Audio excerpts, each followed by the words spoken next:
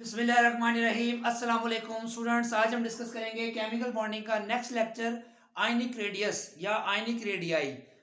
Ionic radius अगर एक ion की बात करें, अगर आयनिक रेडियाई मतलब अगर आप ज़्यादा आयन्स की बात करें तो उसमें जो है वो उसका रेडियस का जमा जो होता है रेडियाई हो जाता है। आयनिक रेडियस को समझने से पहले आपको अंदाजा होना चाहिए कि आयन जो होता है वो क्या होता है। आपने पढ़ा था जब भी कोई एटम इलेक्ट्रॉन लूज करे तो वो पॉजिटिव आयन बन जाता है, और जब कोई एटम इलेक्ट्रॉन गेन करे तो वो नेगेटिव आयन बन जाता है।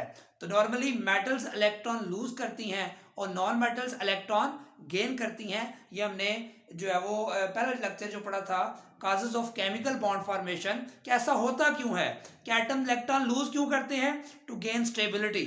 और इलेक्ट्रॉन कोई गेन क्यों करता है कोई एटम, तो वो टू गेन स्टेबिलिटी। उसमें हमने ऑक्टेट टूल को डिस्कस किया था।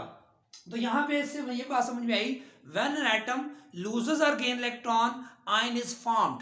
When it loses electron cation is formed, और अगर वो गेन करता है तो एनायन इज फॉर्म्ड। तो एनायन की ना जो कैटायन होगा उसके साइज को कैटायनिक रेडियस कह देंगे, और जो एनायन होगा उसके साइज को हम एनायनिक रेडियस कह देंगे। ए पॉजिटिव कैटायनिक रेडियस जनरल अगर हम लिखें, और बी नेगेटिव एनायनिक रेडियस। तो इसके साइज को कैसे हम डिफाइन करेंगे, जैसे हमने जो है वो एटॉमिक साइज को डिफाइन किया था कि न्यूक्लियस का वैलेंस शेल इलेक्ट्रॉन के साथ जो एवरेज डिस्टेंस होगा जिसको हमने एटॉमिक रेडियस या एटॉमिक साइज कहा था, सेम यहां कहता है अगर आप आयन को कंसिडर करें कि ये एक स्फेरिकल है, जैसा कि ये डायग्राम में बनाया गया है। अगर आप किसी आयन को, चाहे वो कैटाइन है चाहे वो एनाइन है, उसको स्फेरिकल कंसिडर करें तो उसका न्यूक्लियस से वैलेंस इलेक्ट्रॉन तक जो डिस्टेंस होगा उस रेडियस को, उस डिस्टेंस को हम बोलेंगे आयनिक रेडियस। अगर वो कैटाइन है तो उसके न्यूक्लियस और वैलेंस इलेक्ट्रॉन तक जो डिस्टेंस होगा उसको बोलेंगे कैटाइनिक रेडियस। अगर वो एनाइन है तो उसके न्यूक्लियस और वैलेंस शेल तक जो डिस्टेंस होगा, वैलेंस इलेक्ट्रॉन तक जो डिस्टेंस होगा उसको बोलेंगे एनाइनिक रेडियस। तो ये सिंपल सी बात थी जो कि प्रीवियस पढ़ी हुई है, आसानी से कर सकते हैं आप।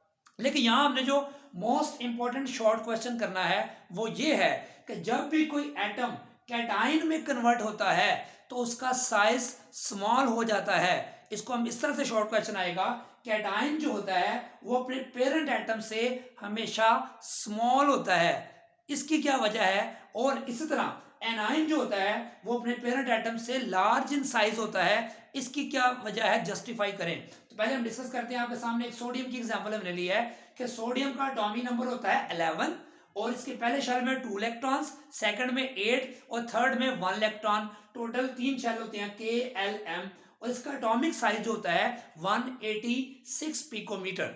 और ये इसमें चूंकि इलेक्ट्रॉन और प्रोटॉन इक्वल होते हैं तो इसमें कोई चार्ज नहीं होता, यानी कि ये न्यूट्रल स्पीशी है। जो ही इसमें से एक इलेक्ट्रॉन आप रिमूव करेंगे तो क्या होगा, 11 प्रोटॉन थे और 11 इलेक्ट्रॉन थे, 11 पॉजिटिव 11 नेगेटिव। तो एक इलेक्ट्रॉन जब निकल गया तो पीछे 10 इलेक्ट्रॉन रह गए। देखिए 8 और 2 10 इलेक्ट्रॉन रह गए, लेकिन प्रोटॉन अभी भी 11 ही है। पॉजिटिव चार्ज न्यूक्लियस में अभी भी 11 ही है, लेकिन अब इलेक्ट्रॉन 10 रह गए हैं। तो 10 नेगेटिव और 11 पॉजिटिव, 10 नेगेटिव, देखें प्रोटॉन अभी भी 11 ही है, प्रोटॉन पॉजिटिव 11 अभी भी है, लेकिन इलेक्ट्रॉन अभी 10 हो गए हैं। तो नेट रिजल्ट आएगा तो पॉजिटिव चार्ज इसके ऊपर हम लिख देते हैं +1। जिससे पता चला जब भी कोई एटम इलेक्ट्रॉन लूज करेगा उस पर पॉजिटिव चार्ज आएगा। अगर एक इलेक्ट्रॉन लूज करेगा तो +1, अगर 2 इलेक्ट्रॉन लूज करेगा, जैसे मैग्नीशियम 2 इलेक्ट्रॉन लूज करता है उस पर +2 आएगा। एल्यूमिनियम मेटल के वैलेंस शेल में 3 इलेक्ट्रॉन होते हैं और वो 3 इलेक्ट्रॉन लूज करता है तो उस पर +3 चार्ज आ जाता है। अब हमने ये देखना है कि पॉजिटिव चार्ज तो आ गया, अब इसका साइज क्यों छोटा होता है, ये असल कंसेप्ट वाली बात है जो क्वेश्चन में पूछी जाती है। तो देखें इसका जो एटॉमिक साइज आता है 186 पिकोमीटर, और इसका साइज देखें 95 पिकोमीटर। इससे कितना ज्यादा, तकरीबन हाफ के करीब कम हो गया है। इसकी क्या वजह है, इसकी वजह बेटा 2 रीजन आपने याद रखनी है। एक रीजन ये है कि इसके 3 शेल थे एटॉमिक फॉर्म में, जो ही ये कैटाइन बना तीसरा इलेक्ट्रॉन जब निकला तो एम शेल डिसअपियर हो गया, खत्म हो गया, पीछे 2 शेल्स रह गए हैं। जब शेल्स ही 2 रह जाएंगे तो साइज ऑटोमेटिकली 3 शेल्स वाले एटम का साइज बड़ा होगा, 2 शेल्स रह गए हैं तो साइज छोटा हो जाएगा। इसका मतलब कैटाइन का साइज अपने पेरेंट एटम से स्मॉल होने की एक वजह यह है कि उसका शेल ज्यादातर केसेस में खत्म हो जाता है, डिसअपियर हो जाता है, एक वजह। दूसरी वजह कि इसमें प्रोटॉन 11 और इलेक्ट्रॉन भी 11 थे, यानी कि 11 प्रोटॉन 11 इलेक्ट्रॉन्स को अकोमोडेट किए हुए थे। लेकिन यहां पे क्या हुआ, 11 जो है हमारे पास 11 प्रोटॉन है लेकिन इलेक्ट्रॉन कितने हैं, 10। तो 10 इलेक्ट्रॉन्स को 11 प्रोटॉन ज्यादा क्लोजली पुल करेंगे एज कंपेयर टू 11 इलेक्ट्रॉन्स के, जिस वजह से इसका न्यूक्लियर चार्ज 10 इलेक्ट्रॉन्स को ज्यादा क्लोजली पुल करेगा, तो साइज इसका क्या हो जाएगा, रिड्यूस हो जाएगा। देखिए 11 प्रोटॉन यहाँ 10 इलेक्ट्रॉन से ज्यादा है, यहाँ 11 प्रोटॉन 11 इलेक्ट्रॉन इक्वल हैं, तो इक्वल इन साइज में तो है बैलेंस रहेगा। लेकिन यहाँ प्रोटॉन ज्यादा होने से ये पुल इसका बढ़ जाएगा, जिस न्यूक्लियस की तरफ पुल बढ़े तो साइज समझ ले श्रिंक हो जाएगा। और अगर इलेक्ट्रॉन्स की तरफ तादाद प्रोटॉन से ज्यादा हो जाए तो समझ ले रिंग क्या हो जाएगा, एक्सपैंड हो जाएगा। तो यहाँ आप रीजन 2 लिखेंगे, शेल खत्म हो सकता है, लेकिन हर दफा शेल का खत्म होना जरूरी नहीं है। यहाँ पे आप देख सकते हैं मैंने एग्जाम्पल लिखी है कि एल्यूमिनियम का 13 एटॉमिक नंबर होता है, पहले शेल में 2, सेकंड में 8, थर्ड में 13, KLM। इसका अगर इसका एक इलेक्ट्रॉन निकले, सारे ना निकले, तो +1 चार्ज आएगा। तो पहले शेल में 2, दूसरे में 8, तीसरे में 2, 13 प्रोटॉन थे, 13 इलेक्ट्रॉन थे, 13 प्रोटॉन 13 इलेक्ट्रॉन न्यूट्रल फॉर्म में था, तो इसके ऊपर 0 चार्ज था। जब इसका एक इलेक्ट्रॉन अभी निकला है तो इसमें देखें 2, 8, 3 में से एक कम हो गया तो 2 रह गए। इसका मतलब 13 प्रोटॉन अभी भी हैं, लेकिन इलेक्ट्रॉन 13 की बजाय एक चला गया, बाकी 12 रह गए हैं। अब मुझे एक बात बताएं, यहाँ शेल तो कम ही नहीं हुआ, हमने कहा था कि शेल 3 थे, यहाँ 2 रह गए, लेकिन यहाँ अभी शेल खत्म नहीं हुआ। तो शेल इसमें भी 3, इसमें भी 3, तो क्या इस एल्यूमिनियम का इस कैटाइन से साइज बराबर होगा? नहीं। दूसरी रीजन क्या बताई थी कि न्यूक्लियर चार्ज इसका 13 प्रोटॉन 12 प्रोटॉन को अटैक कर रहा है, यहाँ 13 इलेक्ट्रॉन को कर रहा है, तो 13 प्रोटॉन 12 इलेक्ट्रॉन को ज्यादा क्लोजली पुल करेंगे, तो इसका साइज जो है स्मॉल हो जाएगा इसकी निस्बत। आगे आ जाए, एक और इलेक्ट्रॉन यहां से निकाल दे तो +2 चार्ज आ जाएगा। अब भी एक इलेक्ट्रॉन थर्ड शेल में मौजूद है, 3 शेल 3 शेल 3 शेल, शेल अभी भी 3 है, तो साइज क्या सेम रहेगा? नहीं, हर दफा शेल का डिक्रीज होना या खत्म होना जरूरी नहीं है। यहां कौन सा पॉइंट अप्लाई करेंगे, दूसरा वाला, कि यहां न्यूक्लियर चार्ज इसका ज्यादा हो गया इसकी निस्बत भी, तो ये रिमेनिंग 11 इलेक्ट्रॉन्स को और ज्यादा क्लोजली पुल करेगा, तो साइज इससे और ज्यादा श्रिंक हो गया। अब उससे अगली बात आ जाए, अगर ये इलेक्ट्रॉन जो एक रह गया है इसको भी आप रिमूव कर दें तो चार्ज आ जाएगा +3। इससे क्या होगा कि इसके अब KLM, तीनों में 3 शेल थे, इनमें यहाँ जो M शेल था वो डिसअपियर हो गया है, अब शेल ही 2 रह गए हैं, जिससे पता चला यहां एल्यूमिनियम का साइज इससे एक्स्ट्रा ऑर्डिनरी स्मॉल होगा। उसकी वजह अब 2 बताएंगे आप, एक तो इसमें शेल ही खत्म हो गया, दूसरा इसका न्यूक्लियर चार्ज अब 10 इलेक्ट्रॉन्स को ज्यादा क्लोजली पुल करेगा, तो जिससे ये साइज और ज्यादा श्रिंक हो जाएगा। इसका मतलब है इस केस में इसके साइज के स्मॉल होने की वजह 2 है, शेल का खत्म होना और न्यूक्लियर चार्ज का इलेक्ट्रॉन पे डोमिनेट कर जाना। और यहां इस केस में भी यही बात होगी, शेल खत्म हो गया, लेकिन इस केस में और इस केस में शेल खत्म नहीं हो रहा, लेकिन साइज फिर भी कैटाइन का अपने पेरेंट एटम से स्मॉल होगा, उसकी वजह न्यूक्लियर चार्ज का बढ़ना होगा एज कंपेयर टू इलेक्ट्रॉन। यहां पे आ जाए, अब ये हमने बात की थी, शॉर्ट क्वेश्चन आएगा, cation is always smaller than its parent atom. अब हम बात करेंगे anion is always larger in size as compare to its parent atom. अब देखिए फ्लोरीन का एटॉमिक नंबर कितना होता है, 9, इसके पहले शेल में 2, सेकंड में 7, इसका K शेल L शेल, इसका साइज जो होता है एटॉमिक रेडियस जो होता है 72 पिकोमीटर होता है। अब जब ये एक इलेक्ट्रॉन गेन करेगा, क्यों गेन करेगा, इसने क्यों लूज किया था, ये हम पहले पढ़ चुके हैं कि इसके पहले शेल में 8 रह जाएंगे तो ऑक्टल रूल के तहत ये स्टेबल हो जाएगा। इसके पहले शेल में 7 है, ये एक गेन करना चाहेगा ताकि इसके 8 पूरे हो जाएं और ये भी नियोन जैसा हो जाए, नोबल गैस जैसा हो जाए। तो ये इलेक्ट्रॉन गेन करके, तो अब ये क्या हुआ, 9 प्रोटॉन थे 9 इलेक्ट्रॉन थे, जब इसने एक इलेक्ट्रॉन गेन किया तो इलेक्ट्रॉन कितने हो गए, 10, तो प्रोटॉन कितने हैं, 9। अब ये वाली चीज ज्यादा हो गई है, इलेक्ट्रॉन वाली वैल्यू प्रोटॉन की वैल्यू से ज्यादा हो गई है, इसको आप समझ ले जैसे रस्साकशी की गेम नहीं होती कि यहाँ 9 प्रोटॉन 9 इलेक्ट्रॉन बराबर थे, इलेक्ट्रॉन जीत गए हैं, इलेक्ट्रॉन की तादाद ज्यादा, तो इलेक्ट्रॉन एक्सपैंड हो जाएंगे। इसको इस तरह भी याद रख सकते हैं। दूसरा, अब 9 प्रोटॉन, पहले 9 प्रोटॉन 9 इलेक्ट्रॉन्स को अकोमोडेट कर रहे थे, अब 9 प्रोटॉन 10 इलेक्ट्रॉन्स को जब अकोमोडेट करेंगे तो उनकी ग्रिप थोड़ी थोड़ी लूज हो जाएगी, जिससे साइज एक्सपैंड हो जाएगा। इसको हम कहते हैं जो वैलेंस शेल है उसमें जब 8वां इलेक्ट्रॉन आएगा तो उसकी अकोमोडेशन के लिए रिंग को क्या करना पड़ेगा, एक्सपैंड करना पड़ेगा, क्योंकि न्यूक्लियस की ग्रिप उन इलेक्ट्रॉन्स पे पहले जैसी नहीं होगी जिस तरह के वो 9 इलेक्ट्रॉन्स को अकोमोडेट कर रहे थे। इसलिए जब भी एनाइन बनेगा साइज एक्सपैंड हो जाएगा। तो देखिए एटॉमिक साइज फ्लोरीन का कितना है, 72 पिकोमीटर, जबकि इसका एनाइनिक रेडियस क्या है, 136 पिकोमीटर।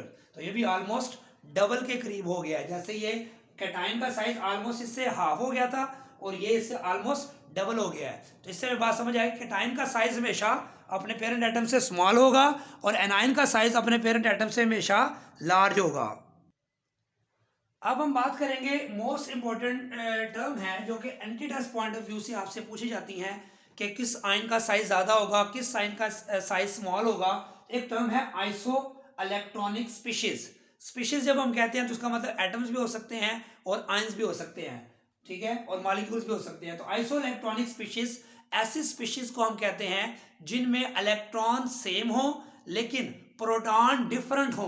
फॉर एग्जांपल ये सोडियम का 11 एटॉमिक नंबर है, इसका मतलब इसमें 11 प्रोटॉन 11 इलेक्ट्रॉन है, लेकिन जब ये +1 बनेगा तो इसके इलेक्ट्रॉन तो 11 प्रोटॉन तो 11 ही रहेंगे, लेकिन इलेक्ट्रॉन 11 से एक निकल गया, पीछे 10 इलेक्ट्रॉन रह गए। इसी तरह मैग्नीशियम का 12 एटॉमिक नंबर है, इसका 12 प्रोटॉन है, लेकिन 2 इलेक्ट्रॉन निकलने के बाद इलेक्ट्रॉन इसके पास 10 रह गए, लेकिन न्यूक्लियस में प्रोटॉन अभी भी 12 है। एल्यूमिनियम के 13 एटॉमिक नंबर, 13 प्रोटॉन, 3 इलेक्ट्रॉन इसने लूज कर दिए तो ये 10 इलेक्ट्रॉन। नाइट्रोजन 7 एटॉमिक नंबर है, इसका 7 प्रोटॉन है, लेकिन इसको 3 इलेक्ट्रॉन इसने गेन किए तो -3 चार्ज आया। तो जब 7 टोटल थे इसके पास इलेक्ट्रॉन, 3 इसने गेन किए तो टोटल इलेक्ट्रॉन इसके कितने हो गए, 10। ऑक्सीजन का एटॉमिक नंबर 8 प्रोटॉन 8 इलेक्ट्रॉन, 2 इसने गेन किए तो 10 इलेक्ट्रॉन हो गए। इसी तरह फ्लोरीन है, इसका 9 प्रोटॉन 9 इलेक्ट्रॉन है, लेकिन जब ये 1 इलेक्ट्रॉन गेन करेगा तो 9 इलेक्ट्रॉन में जब एक ऐड करेंगे तो 10 इलेक्ट्रॉन हो जाएंगे, लेकिन प्रोटॉन न्यूक्लियस में 9 ही रहेंगे, क्योंकि एटॉमिक नंबर जो होता है वही प्रोटॉन की तादाद होती है, वो चेंज नहीं होती। लेकिन इलेक्ट्रॉन कम या ज्यादा हो सकते हैं, कोई एटम लूज करे या गेन करे। इस तरह नियॉन कोई इलेक्ट्रॉन लूज या गेन नहीं करता क्योंकि यह स्टेबल नोबल गैस है, क्योंकि इसके पास 10 इलेक्ट्रॉन है तो 10 प्रोटॉन और 10 ही इलेक्ट्रॉन होंगे। अब आप इसमें गौर करें, इन तमाम स्पीशीज को देखें तो ये डिफरेंट स्पीशीज है, डिफरेंट स्पीशीज है, लेकिन इलेक्ट्रॉन सब में क्या है, सेम है। तो बताएं किस इन स्पीशीज को क्या बोलेंगे, ऐसी स्पीशीज जिनमें इलेक्ट्रॉन सेम हो लेकिन प्रोटॉन डिफरेंट हो, उनको हम क्या कहते हैं, आइसो इलेक्ट्रॉनिक स्पीशीज। अब आप एक बात बताएं मुझे, 10 इलेक्ट्रॉन इसमें हैं तो इसमें शेल्स कितने होंगे, के और एल, याद रखें, पहले शेल में के में 2, एल में 8। इसी तरह इसमें भी के और एल शेल, के और एल शेल, के एल शेल, तो सब में 2 ही शेल हैं, के एल। तो इसका मतलब है सब आइसो इलेक्ट्रॉनिक स्पीशीज का साइज यहाँ इक्वल होगा आपके ख्याल में, नहीं इक्वल नहीं होगा। यही बात तो समझानी है कि इनका साइज इक्वल नहीं होगा क्योंकि इनके प्रोटॉन मुख्तलिफ हैं, 10 इलेक्ट्रॉन्स हैं। इसको इस तरह समझे, कोई रस्साकशी वाली गेम समझ ले कि एक तरफ जो है रस्से को, रस्साकशी की जो गेम होती है, इसमें इस तरफ से जो लोग अट्रैक्शन कर रहे हैं, रस्से को खींच रहे हैं, वो 10 न्यूटन फोर्स के साथ खींच रहे हैं। अब इस तरफ ये सारों में ऐसे ही है, 10 इलेक्ट्रॉन सब है। अब इस तरफ जो साइड है प्रोटॉन वाली, अगर वो सबसे ज्यादा होगी, फर्ज करें यहाँ पे एल्यूमिनियम में सबसे ज्यादा है, 13 प्रोटॉन है, तो ये प्रोटॉन जब इधर से 10 न्यूट्रॉन इलेक्ट्रॉन्स को खींचेंगे तो सबसे ज्यादा स्ट्रोंगली खींचेंगे। तो इसका मतलब है यहां न्यूक्लियर पुल, न्यूक्लियर फोर्स सबसे ज्यादा होगी। तो जो एल्यूमिनियम का साइज इन तमाम स्पीशीज में से सबसे स्मॉल होगा, यानी कि मैं लिखूं यहाँ पे एल्यूमिनियम +3 सबसे स्मॉल आ जाएगा। उसके बाद देखिए 13 के बाद क्या आता है, 12 प्रोटॉन, तो यहाँ पे आ जाएगा मैग्नीशियम आयन, इसका साइज फिर उससे लार्ज होगा, क्योंकि उसमें 12 प्रोटॉन 13 प्रोटॉन की निस्बत लेस फोर्स एक्सर्ट करेंगे ऑन 10 इलेक्ट्रॉन्स। उसके बाद क्या आ जाएगा 11 वाला सोडियम। इस तरह चलते जाएं, उसके बाद क्या आ जाएगा 10 वाला नियोन आ जाएगा, नियोन का साइज आ जाएगा। नियोन के बाद कौन आ जाएगा बताएं, 10 के बाद क्या आता है, शाबाश 9 वाला फ्लोराइड आ जाएगा। उसके बाद कौन आ जाएगा बड़े साइज वाला, शाबाश शाबाश बताएं, 10 के बाद 9 वाले के बाद 8 वाला ऑक्साइड, उससे फिर बाद कौन आ जाएगा नाइट्राइड। इससे क्या बात आपको समझ आई। अब सबसे बड़ा साइज किसका होगा, अगर चार ऑप्शन दे दी जाए, ये वाली चार दे दी जाए, तो आप देखेंगे आइसोइलेक्ट्रॉनिक स्पीशीज अगर हैं, कौन सी स्पीशीज हैं, आइसोइलेक्ट्रॉनिक स्पीशीज अगर हो, तो ये बताना हो किसका साइज सबसे स्मॉल है। तो ये देखना कि प्रोटॉन किसके सबसे ज्यादा है, जिसके प्रोटॉन सबसे ज्यादा उसका साइज सबसे स्मॉल। और अगर ये बताना हो कि किसका साइज सबसे लार्ज होगा, तो जिसके प्रोटॉन सबसे कम होंगे उसका साइज सबसे लार्ज होगा। क्यों, क्योंकि जितने प्रोटॉन कम होंगे वो इलेक्ट्रॉन्स को आसानी से अट्रैक्ट नहीं कर पाएंगे, उसको इन्फ्लुएंस नहीं कर पाएंगे, तो रिंग क्या हो जाएगा, एक्सपैंड ही रहेगा, बड़ा रहेगा। जबकि प्रोटॉन ज्यादा होंगे, इसका मतलब ये होगा जितना न्यूक्लियर चार्ज ज्यादा, जितना न्यूक्लियर चार्ज ज्यादा, जितना न्यूक्लियर चार्ज ज्यादा होगा, जितना न्यूक्लियर चार्ज ज्यादा होगा, उतना ही आपके पास साइज छोटा होगा। और जितना न्यूक्लियर चार्ज कम है, उतना ही साइज जो है क्या होगा, लार्ज होगा। क्या मतलब समझ आई, न्यूक्लियर चार्ज ज्यादा साइज स्मॉल, न्यूक्लियर चार्ज कम साइज ज्यादा। तो क्या रिलेशन हुआ, इनवर्स, न्यूक्लियर चार्ज का साइज के साथ क्या रिलेशन हुआ, इनवर्स। यानी जितना न्यूक्लियर चार्ज ज्यादा करते जाएंगे उतना साइज भी ज्यादा होता जाएगा। क्यों, क्योंकि न्यूक्लियर चार्ज कम होने से न्यूक्लियस का होल्ड इलेक्ट्रॉन्स पे कम हो जाएगा, तो साइज बढ़ जाएगा। जब न्यूक्लियर चार्ज ज्यादा होगा तो उस केस में क्या होगा, न्यूक्लियस इलेक्ट्रॉन प्रोटॉन को ज्यादा अट्रैक्ट करेगा, तो साइज क्या हो जाएगा, ज्यादा श्रिंक हो जाएगा, तो उसका साइज सबसे स्मॉल आएगा। अब डिस्कस करेंगे हम पीरियोडिक ट्रेंड। तो अगर आप देख सकते हैं कि अगर हम कैटायनिक रेडियस में या एनायनिक रेडियस में लेफ्ट टू राइट जाएं, तो साइज में क्या चेंज आएगा। हमने एटॉमिक रेडियस में पढ़ा था कि जो ही आप लेफ्ट टू राइट जाते हैं तो साइज श्रिंक होता है, क्योंकि न्यूक्लियर चार्ज बढ़ जाता है, शेल्स सेम रहते हैं। यहाँ पे आप देखें सोडियम का एटॉमिक नंबर 11 है, इसका एक इलेक्ट्रॉन निकल गया तो पीछे इसके पास 10 इलेक्ट्रॉन रह गए। मैग्नीशियम का एटॉमिक नंबर 12, इसके 2 इलेक्ट्रॉन निकल गए 12 में से, तो बाकी से 10। एल्यूमिनियम के 3 इलेक्ट्रॉन वैलेंस शेल से निकल जाएं तो इसका भी आइसो इलेक्ट्रॉनिक स्पीशीज बन जाती है, मैं आपको पहले बता चुका हूं। अब बताएं इसमें लेफ्ट राइट साइज का क्या ट्रेंड होगा। अगर मैं इन तीन की बात करूं, इलेक्ट्रॉन तीनों के क्या है, सेम है, शेल भी तीनों में क्या है, 2। तो क्या होगा, जितने प्रोटॉन ज्यादा उतना साइज स्मॉल होगा। मैंने भी बताया था कि न्यूक्लियर चार्ज जितना ज्यादा होगा उतना साइज क्या होगा, स्मॉल होगा। इसमें न्यूक्लियर चार्ज सबसे ज्यादा है, इसका साइज सबसे स्मॉल होगा, ये उससे लार्ज और ये सबसे लार्ज। अब आते हैं एनायनिक रेडियस की तरफ, लेफ्ट टू राइट क्या ट्रेंड है। तो फास्फोरस के 15 एटॉमिक नंबर होता है, 15 प्रोटॉन 15 इलेक्ट्रॉन, इसने 3 गेन कर लिए तो इसके ऊपर चार्ज क्या आ गया, -3। तो इसके इलेक्ट्रॉन कितने हो गए, 15 में 3 ऐड करें 18। इसका एटॉमिक नंबर 16 इलेक्ट्रॉन 2 गेन किए, -2 चार्ज 18 इलेक्ट्रॉन। 17 इसके 17 प्रोटॉन 17 इलेक्ट्रॉन, एक गेन किया 18 इलेक्ट्रॉन माइनस चार्ज। तो ये तीनों क्या है, आइसो इलेक्ट्रॉनिक स्पीशीज है। इनमें सबसे स्मॉल साइज किसका होगा, जिसके प्रोटॉन सबसे ज्यादा उसका साइज सबसे स्मॉल, और इसका प्रोटॉन सबसे ज्यादा स्मॉल, इसका मतलब इसका साइज सबसे स्मॉल क्यों है क्लोराइड का, क्योंकि शेल इसमें भी 3 है, इसमें भी 3 है, इसमें भी 3 है। तो अगर हम इसको अलग से कैटेगराइज कर लें, अगर हम इस हिस्से को अलग से देखें कैटायनिक वाले से, तो ये साइज सबसे ज्यादा, ये सबसे कम, ये उससे कम, ये सब उससे कम, ये उससे कम। क्यों, क्योंकि इसके प्रोटॉन सबसे ज्यादा है, हालांकि शेल्स तीनों में 3-3 है, लेकिन इसमें प्रोटॉन सबसे ज्यादा होने की वजह से मैंने बताया था न्यूक्लियर चार्ज जितना ज्यादा होगा साइज उतना ही स्मॉल होगा in case of isoelectronic species. इसका मतलब left to right atomic size का भी ट्रेंड ये है कि साइज डिक्रीज होता है, कैटायनिक रेडियस का भी ये ट्रेंड है, और एनायनिक रेडियस का भी लेफ्ट टू राइट डिक्रीज होने का ट्रेंड है।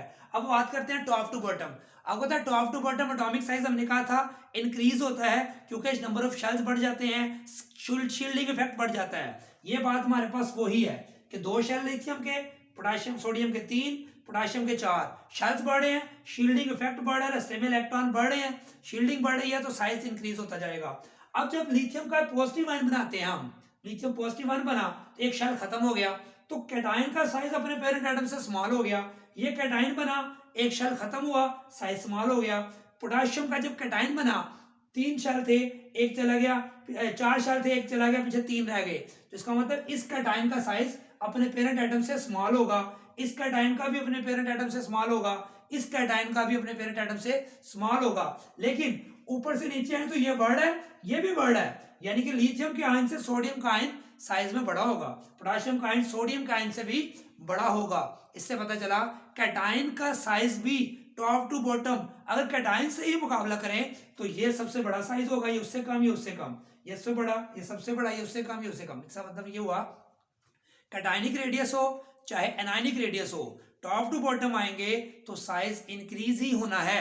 अगर कैटायन की बात करेंगे तो पेरेंट एटम से वो जरूर स्मॉल होगा, लेकिन आपस में जब कंपेयर करेंगे तो नीचे वाला ऊपर वाले से लार्ज इन साइज होगा। Same in halogens, fluoride, chloride, bromide, fluoride का फ्लोरीन से ज्यादा होगा, इस तरह क्लोराइड का क्लोरीन से ज्यादा होगा, लेकिन क्लोराइड का फ्लोराइड से भी ज्यादा होगा।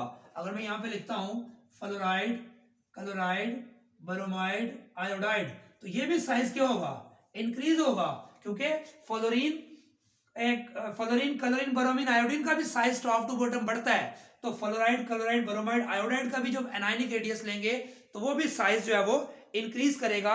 इसमें कोई मुश्किल बात नहीं है, ये भी हमने डिस्कस किया ग्रुप ट्रेंड और उसके पहले पढ़ा था पीरियड का ट्रेंड। अब हम डिस्कस करेंगे इंटर आयनिक डिस्टेंस क्या होता है। इंटर आयनिक डिस्टेंस देखें, हमारे पास आयनिक कंपाउंड जो होते हैं, आपने 4th चैप्टर में पढ़ा था क्रिस्टल लैटिस, पोटेशियम क्लोराइड का जो आयनिक कंपाउंड है उसमें हमारे पास जो है पोटेशियम आयन और क्लोराइड आयन आपस में जो है वो क्लोजली पैक्ड स्ट्रक्चर में होते हैं क्रिस्टल लैटिस में। इसके कैटायन होता है, पोटेशियम, क्लोराइड होता है एनायन, एनायन का साइज बड़ा होता है, कैटायन का साइज स्मॉल होता है, ये भी हमने पढ़ा। अगर इसके न्यूक्लियस और इसके न्यूक्लियस के दरमियान जो डिस्टेंस होता है उसको हम कहते हैं इंटर आयोनिक डिस्टेंस, और वो हमारे पास किसका होता है, कैटायन का रेडियस जमा एनायन का रेडियस, जमा करें तो हमारे पास इंटर आयोनिक डिस्टेंस आ जाता है। और ये जो हमारे पास लाइनस एक अमेरिकन साइंटिस्ट था, उसने इसको एक्सपेरिमेंटली फाइंड किया, तो ये डिस्टेंस आ गया 314 picometre in the crystal lattice of potassium chloride. अब हमारे पास 314 आर आ गया है और हमारे पास आर माइनस मौजूद है, क्लोराइड का आयन जो है 181 पिकोमीटर, 181 यहाँ लिखकर इसको इधर लेके जाके इसमें से माइनस कर दें तो हमारे पास 133 picometre is will be the cationic radius of potassium आ जाएगा। सेम इसी तरह अगर आप चाहते हैं आर माइनस फाइंड करना, इस वैल्यू को उधर जाके आर में से माइनस कर दें तो आप आर माइनस यानी कि एनायनिक रेडियस भी फाइंड कर सकते हैं अगर आपको इंटर आयनिक डिस्टेंस आर का पता हो। तो ये सिंपल टॉपिक था हमने, जिसमें आयनिक रेडियस पढ़ा वो क्या होता है, उसके बाद फिर हमने कैटायन का साइज अपने पेरेंट एटम से हमेशा क्या होता है, स्मॉल, एनायन का साइज अपने पेरेंट एटम से लार्ज होता है, इसका शॉर्ट क्वेश्चन मोस्ट इंपोर्टेंट आता है। उसके बाद हमने इनके ग्रुप ट्रेंड पढ़े कि टॉप टू बॉटम इनका साइज इंक्रीज होगा जैसे एटम्स का साइज इंक्रीज होता था, इसी तरह left to right atomic size भी डिक्रीज होता है और कैटायनिक साइज भी डिक्रीज होता है और एनायनिक रेडियस भी डिक्रीज होता है। तो ये हमने सारा डिस्कस किया। फिर हमने कहा अगर आइसोइलेक्ट्रॉनिक स्पीशीज हो तो न्यूक्लियर चार्ज जिसका सबसे ज्यादा होगा उसका जो साइज सबसे स्मॉल होगा। ये अगर आपके पास एमसीक्यू आए तो आप उसमें से आसानी से कर सकते हैं। दुआ में याद रखें, चैनल को सब्सक्राइब करें, अगर नहीं किया तो कमेंट जरूर दीजिएगा। अल्लाह हाफिज।